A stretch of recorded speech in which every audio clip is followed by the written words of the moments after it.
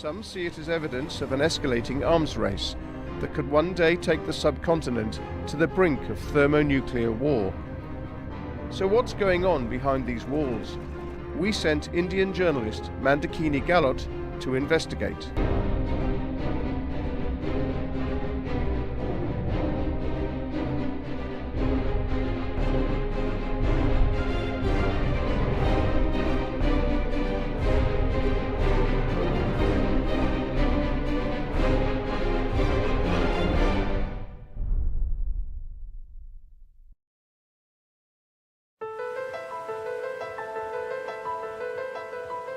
Goa, a coastal state in India, is famous for its sun, sand, and tourists. But for 5 days in March this year, this beach paradise played host to India's Defence Expo. Let me express my satisfaction with the arrangement and request all of you to take advantage of the huge display of various weapons, the technology display. Today, India is the largest importer of arms in the world and has pledged to spend $250 billion over the next decade to modernize its military. Hoping to cash in, arms dealers and companies from across the globe have flocked to the Defence Expo in the hopes of selling their tech to the Indian government. Hello, my name is Mandakini Gailot. Andre. Hello, Andre. Mandakini. Hi. At the forefront of India's military expansion is the development of a fleet of nuclear submarines which will be powered by enriched uranium and capable of firing thermonuclear weapons, each one over 1,000 times more powerful than the devices detonated over Hiroshima and Nagasaki during World War II. But in order to power and arm this fleet, India will need a large stockpile of sufficiently enriched uranium. According to a recent investigation by Foreign Policy magazine, a new top-secret facility is under construction in the South Indian district of Chalakere. And it is here that many believe the highly enriched uranium needed to fulfill India's military ambitions will be produced. Though, this is a claim that has been hotly contested by the Indian government itself. So, I've come to the expo to seek out India's top defense and military leaders and see if they will explain what is going on. Our first port of call is the Defence Minister's press conference, where I ask him about these alleged plans to build a new uranium enrichment site. A military complex in Chalakere at South India. Would you care to elaborate on what purpose this complex will serve? You are asking me something which I cannot tell you. You are also aware of it. But I can tell you this much, that the country is very much sensitive about its need. And all needs are being monitored, and we are attempting to get things even before time, scheduled time. His answer is evasive, but that's not really surprising. Indian officials are famously tight-lipped about the country's nuclear weapons program because it is covered by a draconian Official Secrets Act. We hear the same evasive responses from a long list of people at the Defence Expo. Something you're concerned about? I don't want to talk about that. It's not our area. We ran into the same apparent wall of silence when we approached the company that built India's first nuclear submarine. It's good really not to talk about something which the country must manage its own secrecy. Even the country's Vice Chief of Naval Staff was unwilling to address the subject. It is a great achievement. And does it enhance our capacity significantly? Enough. One question is enough. While India is keen to discuss and debate its growing military prowess, the nuclear weapons program is a subject that remains off limits.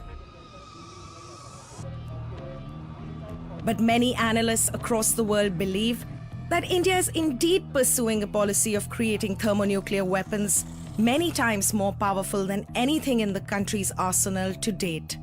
If you're saying that we are enlarging our arsenal, yes we are. And India's historical foe Pakistan has already taken note, pledging to do whatever it takes to keep up with Indian nuclear capability. Whether they want to turn Pakistan into rubble or evaporate that rubble into vapors, that should not bother me much, as long as I can retaliate and cause substantial damage on India. With regional superpower China already holding a vast stockpile of these weapons, experts fear a new nuclear race on the subcontinent could threaten the existence and livelihoods of half of the world's population. The race is also taking a bad shape in South Asia because India's concerns are with respect to China as well.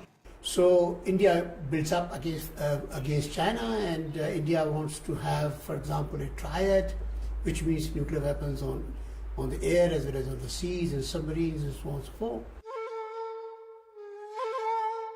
But concerns that India is planning to expand its nuclear arsenal first came to light in a rather unlikely backwater of rural South India, the lush plains of Chalakere. It was here that a group of local shepherds unearthed details about the government's alleged plans to construct a secret nuclear city.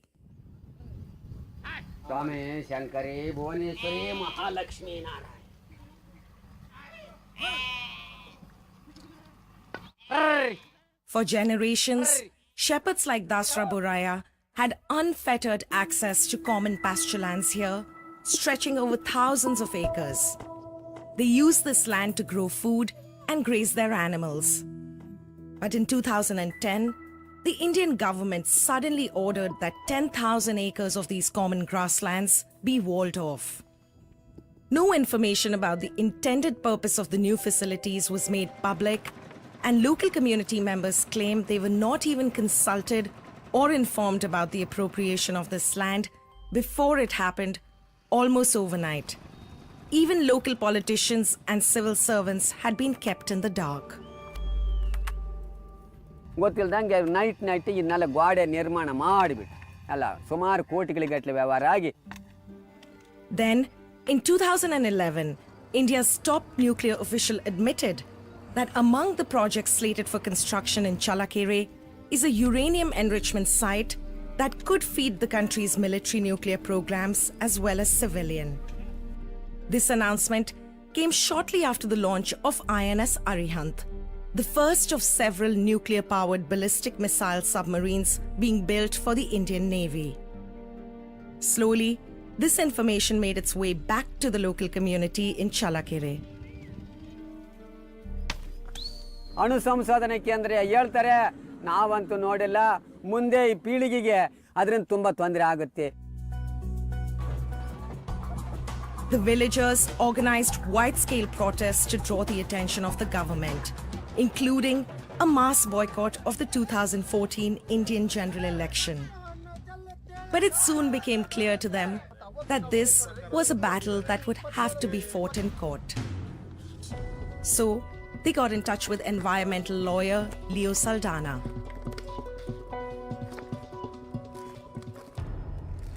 When the farmers discovered the walls were coming up, that's when, for almost 4 years it was secret. No? The farmers had already filed a case in the High Court. It was not going well for them, which is when we took it to the National Green Tribunal. In response to Leo's case at the Green Tribunal, government agencies were compelled to go on the record and reveal important information about the purpose of the Chalakere site. So they very clearly said that in their affidavits, to produce highly enriched uranium which is used by both civilian as well as military, including for nuclear power, ballistic missiles and submarines, etc.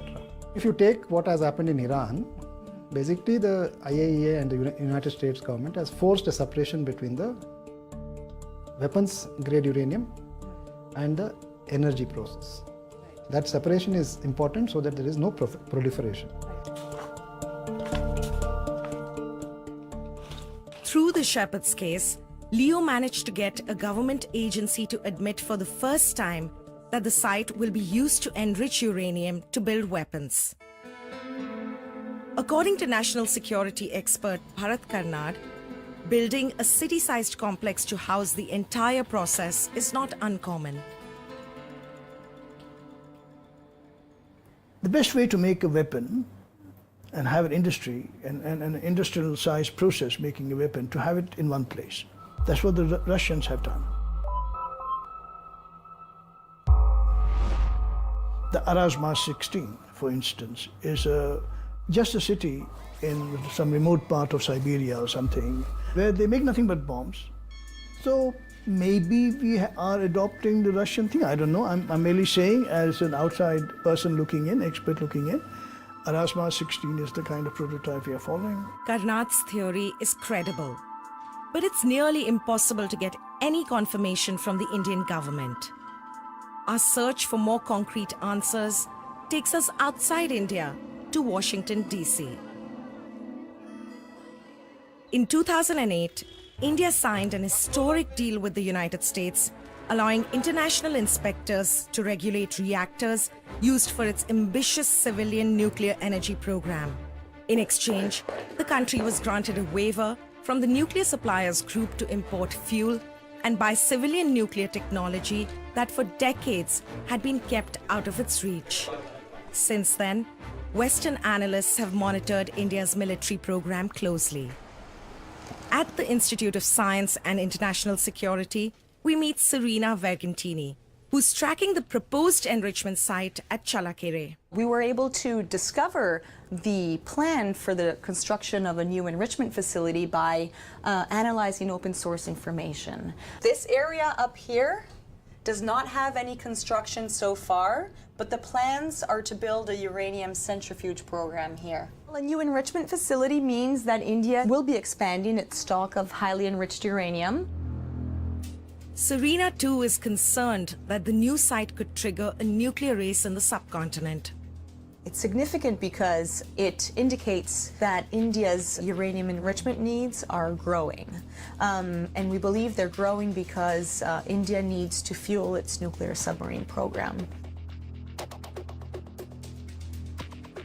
We worry about Pakistan because Pakistan has a tendency to want to match any new advancements that India makes. And currently we are worried that Pakistan might want to match India's efforts when it comes to creating a nuclear submarine program. China is also nearby, and any advancements in this nuclear program are going to have destabilizing effects in the region. And yes, we worry about escalation.